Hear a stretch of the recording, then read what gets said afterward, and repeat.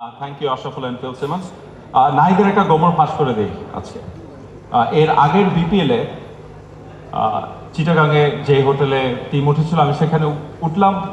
ওঠার পরে দেখলাম যে প্রতিটা ফ্লোরে লিফটে চাপ দেওয়া। তো সেখানে যে খেলোয়াড় ছিলাম, বললাম এটা কি?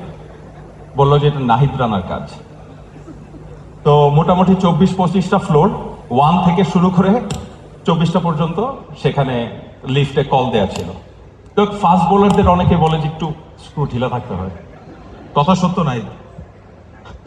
আসলে ভাইয়া, এসব বিষয়ে মানুষ অনেক কিছু বলে। এখন এসব বিষয়ে নিয়ে আমি কোনো কিছু বলতে চাই না, যেহেতু আমাদের এখানে সিনিয়ররা সবাই আছে। তো অস্বীকার করেনি কিন্তু। ভাই দেখেন, আমি তো এখন মানুষকে কি বলতেছি এটা এত ধরেন আমি কিছু করতে পারবো না। যার যেমন মাইন্ড সে সেরকম বলতেই পারে, কারণ মানুষের স্বাধীনতা আছে বলা, তো বলতেই পারে। তো লক্ষ্যটা কি নাহিদ? জি। লক্ষ্য